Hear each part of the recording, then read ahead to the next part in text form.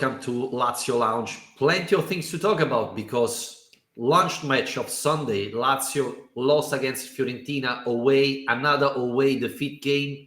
But we have plenty of things to talk about. I'm joined by Alasdair McKenzie.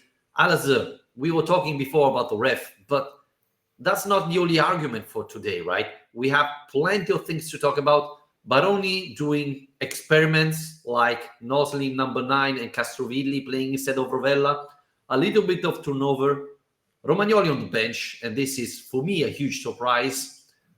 Overall, Lazio, I thought, played a good match, but we lost. So there's a lot of arguments going here, and we can go different direction, right? Blame the referee for everything, or blame our players and the substitution as well. I thought Baroni made a couple of substitutions that should be discussed in this podcast because I'm not convinced about that. But overall, what's your take on this Lazio performance? We lose for the second time in a row away. Is this a theme or it's just coincidence?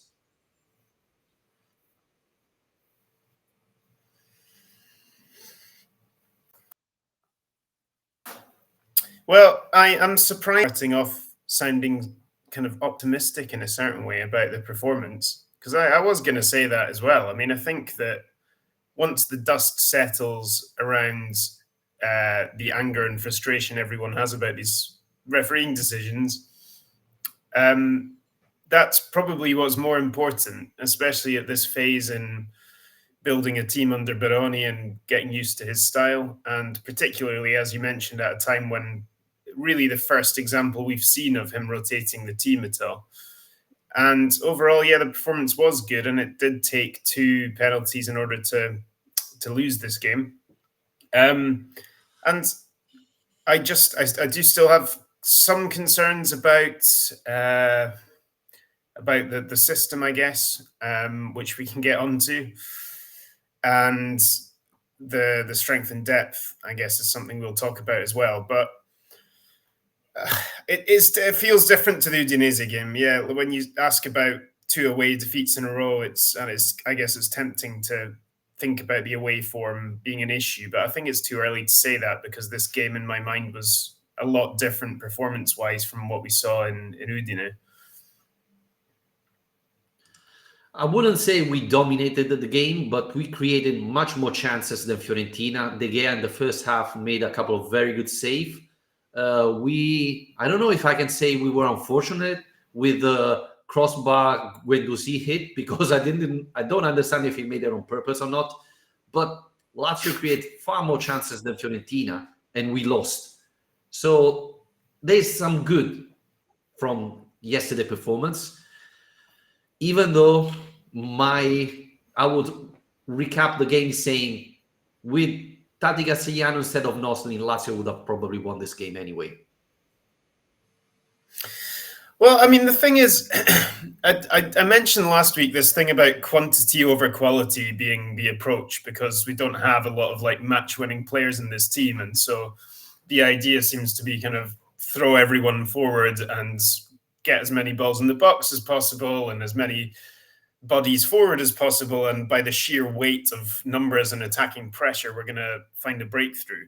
But I guess here in this game, we did see that lack of quality being an issue because, although you mentioned the amount of chances and it's something Baroni talked about, we had so many shots in this game and all that. And it's true, we finished with 20 shots, which was more than Fiorentina's.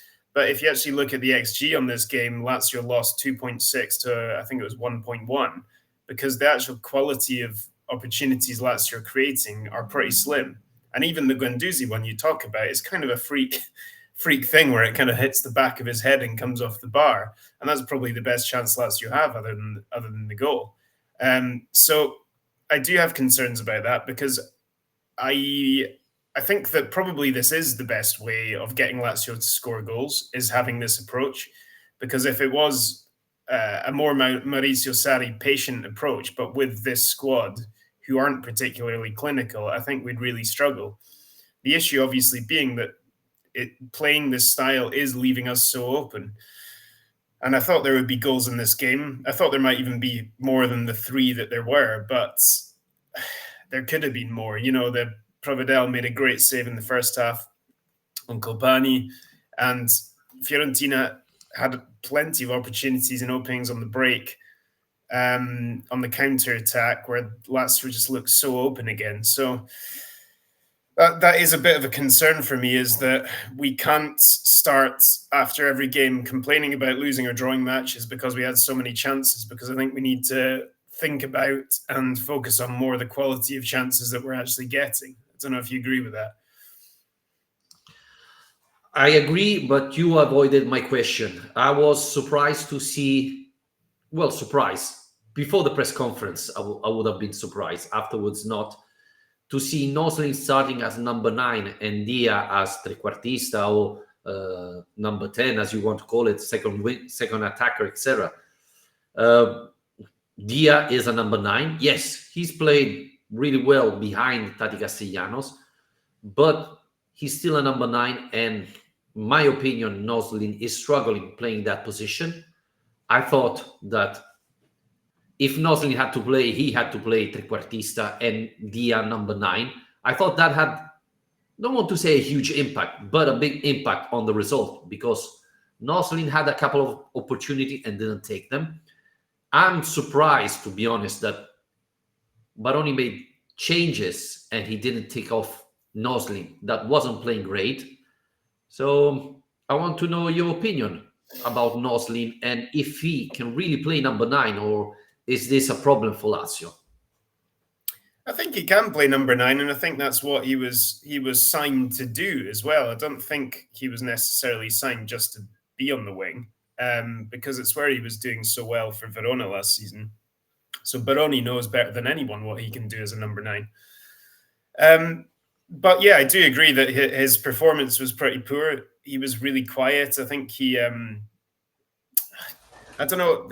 I think Baroni was kind of saying he was doing a lot of the background stuff really well, as in he was, occupying the defenders and being a pest, basically. But in terms of that kind of number 9 instinct, we didn't really see him getting on the end of any chances, particularly. We didn't really see him, I don't know, being a big part of the build-up.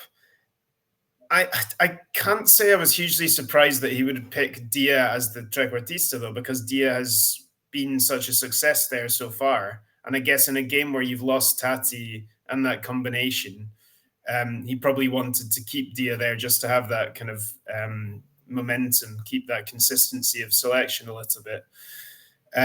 But I think just probably all the parts put together didn't quite work, because with Castrovilli coming into the team as a central midfielder as well, I think it did feel a bit off balance at times. I don't think we should be too hard on Noslin, though. He's not exactly had a lot of game time in that role, and I think we need to play him there, because over the course of the season he's going to be required in that role. And like we've already talked about with Isaacson and Chauna on the right, there's more need for him to be getting game time through the middle than there is for him to be playing out wide. Don't agree totally with you, but what's your take on Isaacson? Because I was honestly surprised to see him substitute in the second half. I thought he was playing nothing special, but for example, better than Noslin. So I don't know. For the first time, I don't agree totally with the changes Baroni made. I mean, Lazzari out makes sense. We were struggling on that side. Marusic is more a defender. Castrovilli, obviously, he didn't have 90 minutes on the legs, so it's normal that you take him out. But taking out Dia, he had a little issue. That makes sense. But I would have taken out Noslin and keep Isaacson there. Maybe play Pedro number 9. Yeah. I think he's still kind of working out where to fit everyone in, though.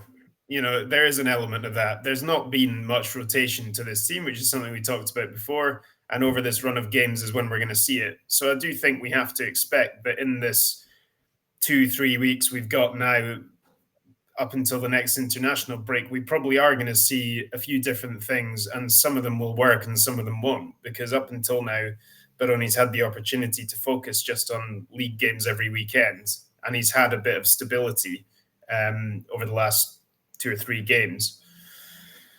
So he's still, I think, still working that out. I think Isaacson, you're right. There's real flashes there, and I was quite pleased with his performance in a sense, in that he was managing to kind of, I don't know, get on the ball and try and influence things a bit more. He showed a bit of his technique, his good feet, some dribbling, that kind of thing, but without, setting the world alight. I was disappointed Chauna didn't kind of make a bigger impact when he came into the match.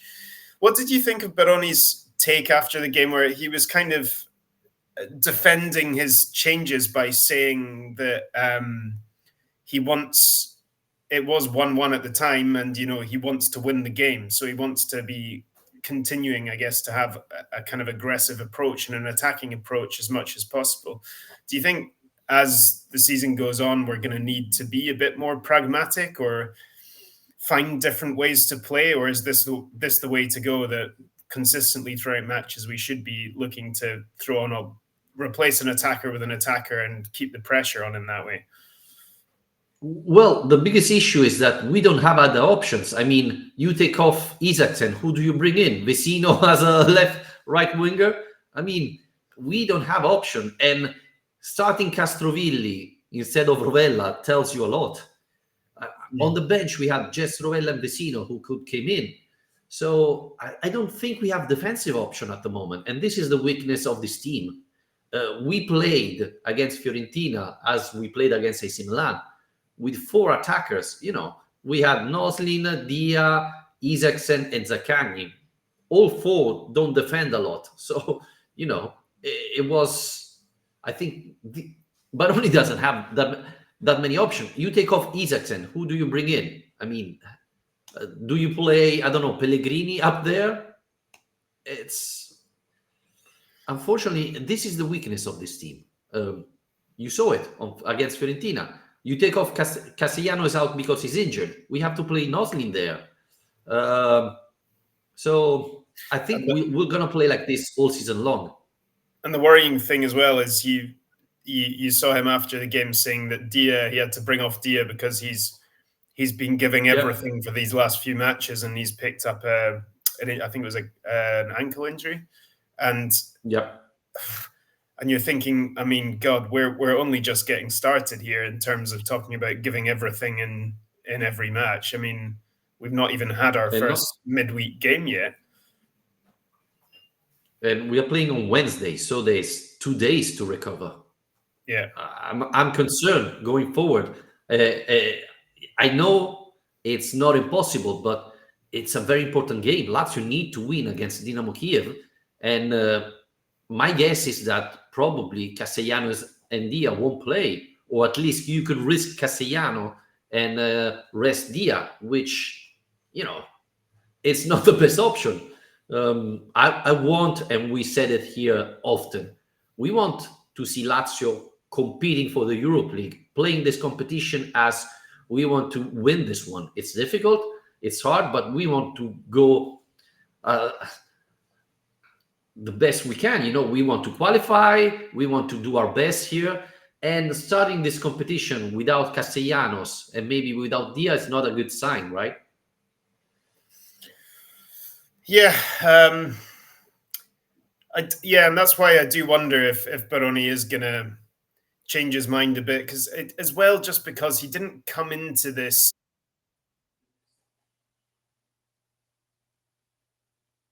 system. And that's what makes me wonder if he will end up tinkering with it, going back to a 4-3-3, for example, or... Yeah, but it is, like you say, the problem is more the options he's got than anything else. I think Dele Bashiru, who didn't play in the last game, will play on Wednesday. I think he needs to. And again, we need to rotate. So I think this is going to be his opportunity. But before we talk about the ref, and we need to talk about the ref, what's your take on Castrovilli performance? Do you think he can play there? And do you think that was an encouraging performance, or you were expecting more from Castrovilli?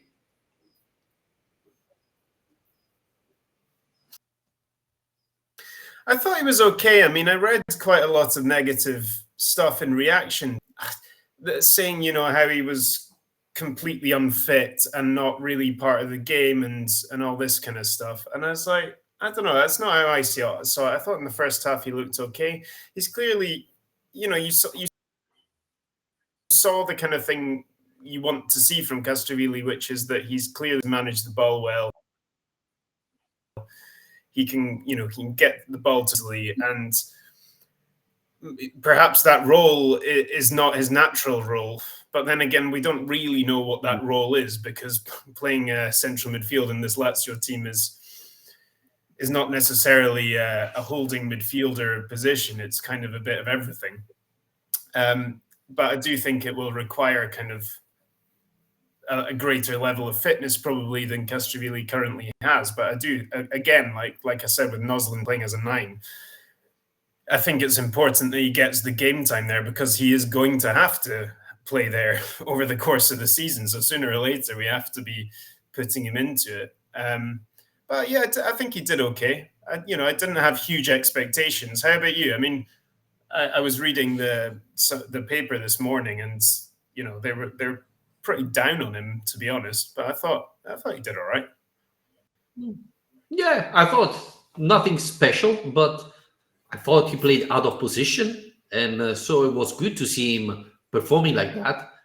In a certain way, I was a little bit surprised to see him leave. I can understand he doesn't have 90 minutes on his leg, obviously, but I thought he was playing well, and so it was a good experiment. I mean, we know that that's not his position. He played well there. Guendouzi helped him, so I think it's a positive sign. Again, let's not forget that unfortunately we don't have that many midfielders this season. He's out of the Europa League list, and in Serie A we have 5 midfielder: Guendouzi, Vesino, Rovella, Castrovilli, and Delebashiro. So we don't have that many options. So we need Castrovilli to play. So that's really encouraging. Yesterday we did this poll about the penalties, Alasdair. Do you think what's your take on both Fiorentina penalty? Because let's not forget, we lost because of 2 penalties. So were they both penalty?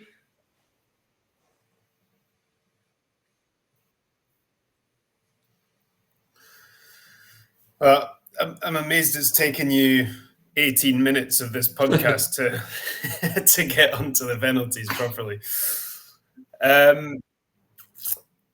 Well, I think that there's little debate about the first one for me. I think Guendouzi is late. He's a bit clumsy, and the contact is pretty clear. It's one of those that people will kind of look at and go, oh, back in the day, that was never a penalty. But realistically, it is a penalty nowadays. It's definitely one that if it went the other way, Lazio fans would be screaming for a penalty to be given in our favour. It gets a bit more complicated after that, because I think what the main discussion is going to be about really is more around consistency than anything else, because the Tavares one, once you send that to the VAR, or once VAR tell the referee, I should say, to go and have a look at it, it's always going to be a penalty, because once you slow it down and you see Tavares has stepped on Dodo's foot, then you give it, because it's an almost identical kind of contact to the one that happened previously in the Guendouzi one. So for the sake of consistency from the referee's point of view, he's kind of got to give that. Then again, it's soft when all it is someone trying to block a cross and he's not actually tackled him and he's managed to get the cross away. And on top of that, we've got involved in other incidents earlier in the game where VAR hasn't been interfering or asking for incidents to be reviewed. I mean, for what it's worth, I don't think either of those were penalties from what I've seen. The handball one is almost impossible tell, because you kind of need a different angle from behind to see whether it hits his head first or not, because as we saw in the Milan game, let's not forget, it's not a handball if it hits your body first. And it looks like it probably hits his head before it hits his arm. It's quite hard to tell, though. And the Patrick one, I don't really agree with Patrick on that, because they get in a big tangle. They're both like all over each other, and then he does step on him, but it's while they're basically wrestling each other. So it's not the same thing. So I can understand the frustration, because it feels like they easily could have stopped the game there and looked at VAR. And if you stop that VAR, that Patrick and Dodo one, and you look at it in slow motion and you see him standing on Patrick's foot, then they probably give a penalty, but they didn't. So I don't know. It's the consistency issue, I guess, is the main thing, Vittorio. But I feel like you're going to have very strong opinions on this, and I'll leave you to it for the next 10 or 15 minutes. Well, no, it's going to be shorter than that. But I think Abisso should be fired immediately, because the goal, Lazio goal, they went to the VAR to check it. For what? Nothing happened. This was probably the most clearer goal ever scored this season, and Abisso had to check everything. Why did Abisso didn't check nothing on the Patrick thing? This is what concerned me. Abisso is a ref that has issue with Lazio. This is clear. He cannot be the VAR for a Lazio game. And we saw it yesterday, right? He had to double check the Gila goal that was clear, and didn't check the handball of Dodo, that for me is a handball. Didn't check the step on foot on Patrick, but went to check the Tavares thing. So I don't understand why he's checking everything against Lazio and nothing in favor of Lazio. This is the problem. Consistency. I agree with you.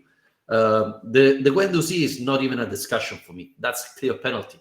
But if you check the Tavares, if you check the Gila goal, then you have to check everything. Game will last 12 hours because you have to check everything. Even the most clear thing has to go to VAR.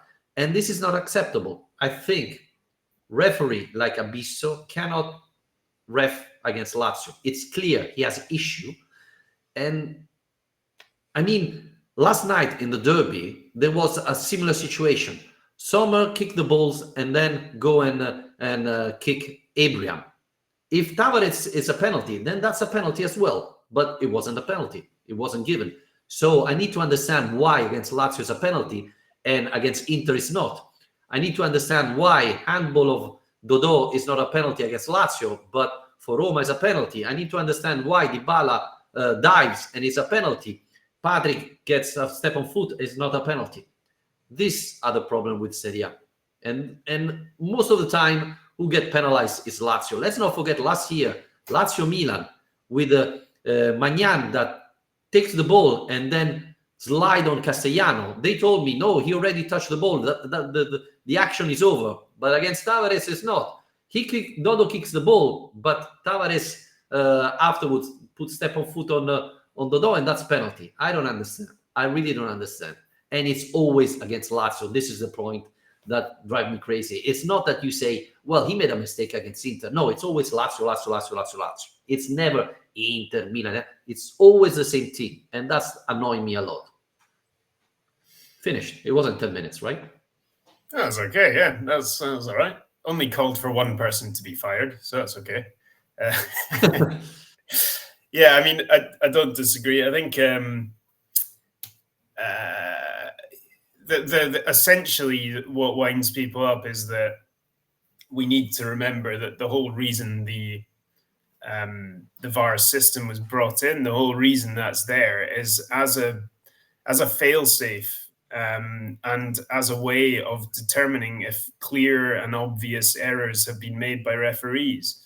And the longer we have VAR, the further people seem to stray from remembering that that's what it's there for. And it's almost like they're worried about every incident that will be clipped up on social media after a game, and they're kind of worried about that and need to make sure that they are. Did we see everything here? Did we see everything here?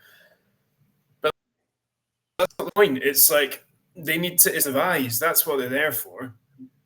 And if the referee sees an incident like one with Tavares and Dodo and he doesn't think it's a foul, That is not the kind of thing that you interrupt in the 90th minute to decide a game and say it's a foul. Because, like I say, I don't blame the referee for that, because as soon as you're sent to the screen and you see that in slow motion and the contact, you have to give that as a penalty. He doesn't really have a reason. He's put into a corner there. He can't really say that's not a penalty. Yeah. But he's going on what the VAR is giving him, So it's important to remember that, because the referee's the one on the pitch who's getting boos and getting the protest, but he's not really the one who's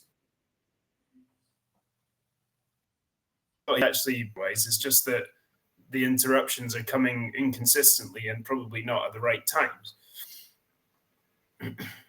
Yeah, that's why I blame Abisso. Abisso took 5 minutes to check the Gila goal and didn't take a second to check the Patrick one. So, that's where the problem is. And Abisso has a history with Lazio. So again, why was he there? And this is a problem.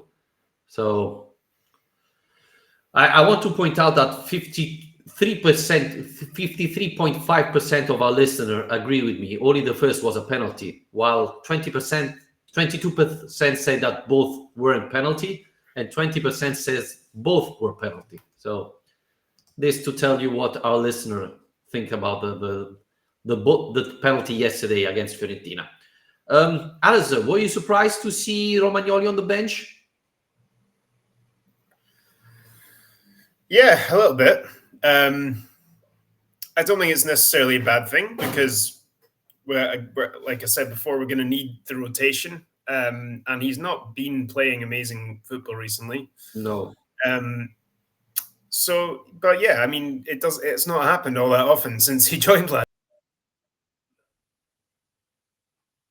Yeah. What's left out? Give the options in general in terms of who he chose to rest. Well, the thing is, playing with Gila, Patrick and Lazzari, we had the smallest defense in Serie A, I think, yesterday. And this is a concern. We struggle on the headers yesterday, right? All the cross, I don't know how many times he had a chance there. So this is a problem. Gila is not tall, but he's good with the headers. Patrick struggles a lot, I think. And obviously, Lazzari doesn't give a hand. So that's a question mark. Gigot, let's not forget, was out for injury. I don't know if he's going to be available Wednesday. But as you were saying, Romagnoli is not playing well. I think we talked about it in the last episode. Romagnoli needs to step up, because he was bought to improve our defense, to be the leader of our defense. I thought this season and even last year, he wasn't playing that well. So I thought that was a good message, right? Baroni sending a message to the team saying, hey, I don't care who you are. I'm benching everybody, especially if you're not playing well. And hope this is a message even to Romagnoli that has to step up, because we need the best of him, not the version we saw in the last year or so, because that's not good enough. So I thought, I don't know, I wasn't expecting maybe more turnover. Pretty much Baroni changed only 3 players. Castellano was injured, so he had to sub them. Castrovilli played instead of Rovella, and Patrick played instead of Romagnoli. I was maybe expecting more turnover.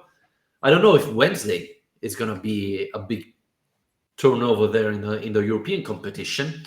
Could be. Let's not forget that we play again lunch match this Sunday against Torino. Torino is top of the table, Alasdair. This is going to be a really tough game for us. So I don't know. I would love to see my team focus on the Europa League game before focusing on Torino. But we said these 5 games before the international break are going to be very important. We didn't get the point, but I thought we got the performance. So how do we consider this Fiorentina game? Positive or negative, after all? Well, it's got to be negative, because it's a defeat, and a late defeat, and a defeat in a game we were winning at half-time. So, there's no way around that, to be honest. But I don't think we should feel as negative about it as we might have done after the Udinese game. I think that you can see the style, the system there was there was the team's identity was still there. They still created a lot of chances, and yeah, they just need to, I think, be more clinical or work harder to create better quality of opportunities. There were lots of shots from outside the box. You could see Lazio's trying to throw in crosses a lot, but the quality of the crossing isn't always great. And so that's what I mean. I think we're doing all the right things, but we're just lacking the quality in the final third to really create more problems. And considering the style of play and the number of shots we're having in games, you feel like we should have more goals than we do, to be honest. But it is there and it's building. I think it's just such a crucial period. Going to Germany, I think the game's in Germany on Wednesday, back to Torino, and like you say, they're top of the league, and it's funny, we play Udinese and lose to them when they're having their best start to a season in however long, and now we go and play Torino, who are top of the league for the first time in like 50 years or something. We've got Empoli when they're like up in the top four somehow. We're meeting all these kind of mid-table teams at the exact wrong moment, it seems. But anyway, I think 3 away games in a row as well. It's a tricky week. Yeah. What do you make of Pedro? Before yesterday, he played only 3 minutes, which was surprising. And yesterday he came in. I thought he had a good impact. I thought he played decent. I would say when he came in, Lazio had another burst, was close to score another goal. So what's your take on Pedro? Do you think he's going to play more after this performance? Or is it just because we didn't have that many options available?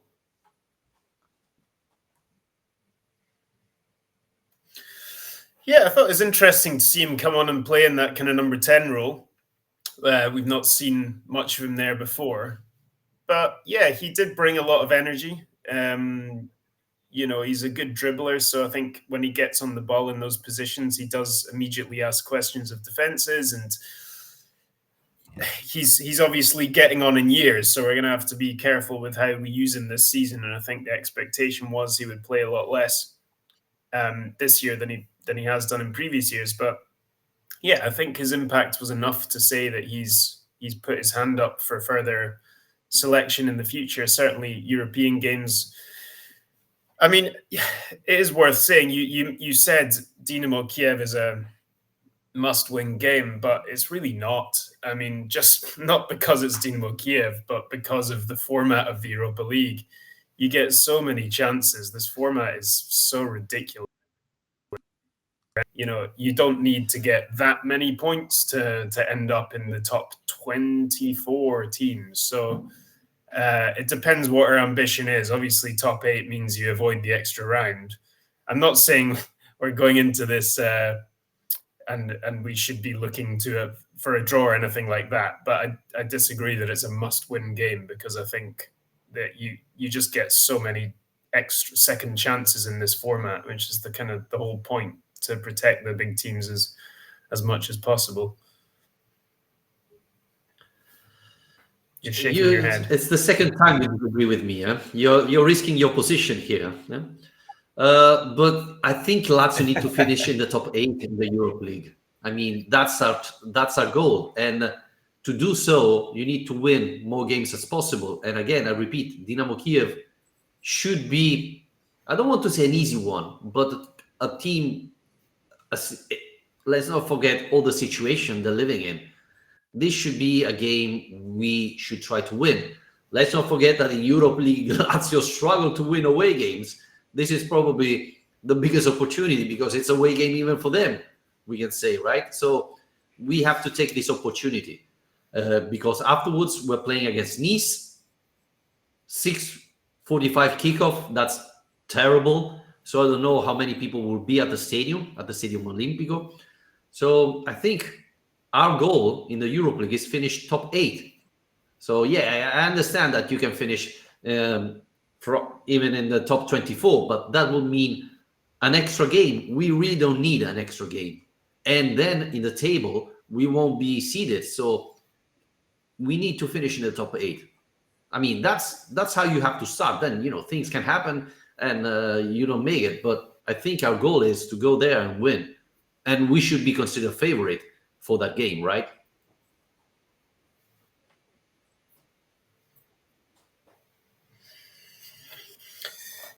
I did just have a quick look in before coming on today, and they're top of the league and unbeaten all season. I think they've got 5 wins and a draw from 6 games. They're a big European side with big history in the competition. So obviously things are very difficult for them at the moment, and playing away from home and everything that's going on in Ukraine. So I don't really know what to expect from them, to be honest, as an opponent. But yeah, I think it would be nice to see Lazio attacking the Europa League this season, giving it a real new format, must be said. But I think if we can try and inject a bit of enthusiasm into it, I mean, I don't think adding 2 more group games is going to inject huge enthusiasm into it. A bit sick of the group stage of the Europa League in the first place. We'll see. A bit of a novelty playing on a Wednesday, so that's something new. But yeah, I mean, I think that ultimately having 8 group games will mean that this competition is, if anything, even more likely to be a place where managers rotate and put out second string teams, which is a shame because it's kind of like the opposite of what the intention is of European competitions. But with everything else going on and how many games there are, I think there's no other choice really. So it'll be interesting to see how Baroni manages the team, particularly with that Torino game coming up straight afterwards. And they're in great form and got a Scottish striker up front. It's always a dangerous thing. Yeah, my son took it at the fantasy football, so he's really happy. Yeah. So you expect second string players in the Europa League for Lazio? I mean, we don't have that many, but well, yeah, for Lazio it's hard to say because I have no idea what a second string Lazio team looks like at the moment. Be interesting to see, for example, if Mandas plays, if he's going to use Mandas as like a cup keeper, because he has said, I'm so lucky to have 2 great keepers here and so on. But Mandas is clearly the number 2, so I wonder if he will use him in the European games. And yeah, I think it would have been a chance for like Gigot, for example, to come in and make his first appearance, but it sounds like he's struggling with an injury problem. So yeah, I guess you're talking about guys like Marisic, probably. Maybe Pellegrini, Delibishiro, Shauna might get a start. Who knows? I mean, it will be interesting to see whether Baroni feels like it's more important right now to rest players or more important to continue building this identity that we're kind of starting to see and giving more game time to the same guys. Would you start Mandas on Wednesday? Yeah, I would, because I want to see him play, and I think he's young and he should play. And I don't think there's a huge gap between Provedel and Mandas, which means you're taking a big risk. So I don't see why not, to be honest, because if he's a cup keeper, he'll still get like double figure appearances over the course of the season, which is not bad. Well, if we go through the Europa League. Well, if it's 8 group games plus Coppa Italia, you're guaranteed at least 1 game. So unless we go out of the Coppa Italia and the Europa League immediately, which is possible, but otherwise... You consider even the Coppa Italia. I didn't. But yeah, I agree with you. Mandas should start on Wednesday. I think he should be nominated the European League goalkeeper. He's young. He played very well last season. He needs to develop. He needs to grow, and so he needs to play. Provedel didn't start the season very well. I thought against Fiorentina he had a good performance. But yeah, we have this option. We have to use it. I expect some rotation all around the team. Delibashiro, who didn't play in the last 2 games. I think he should be starting. Pellegrini, Marusic, who, let's not forget, he was starting last season with Sarri and with Tudor. Now it's on the bench and hardly playing. So that's a little bit surprising. But yes, I would rotate a lot in this Wednesday game, but we have to play to win. We have to give everything. And Baroni said we have 20 starters, so I expect the others to play, to be considered starter and to perform at the best and to give us 3 very important points. And then to focus to Torino, very difficult match again. We mentioned this. It's going to be 2 very tough weeks for Lazio, because after that, there's still the Europa League. Now, week later, I think there is the Europa League. Yes, we are playing at home against Nice and then Lazio Empoli. So not an easy couple of weeks for Lazio, but this will be telling us really what this team is made of, right, Alasdair? Yeah, absolutely. I think it's important to get to this international break feeling positive. Yeah. So whether that's from starting well in Europe or getting a good string of results in Serie A, ideally both. But yeah, I do think it's important at this stage in the Baroni era that we remain patient and try and see the bigger picture, which I think is what we've done today, because it's a really disappointing defeat yesterday, and it's obviously even worse when it's come out of these refereeing discussions and debates. But I think we have been able to see that the team was actually playing pretty well beyond those 2 penalty incidents. And there is something there, it's not like they were completely outplayed. No. So, yeah, hopefully that's something. Okay, thanks, Alasdair, for joining me. Thanks, everybody, for listening. We'll be back as soon as possible. Take care, and please rate and review the podcast. And if you want to support us, patreon.com/Lazio Lounge. Membership starts at $2 a month.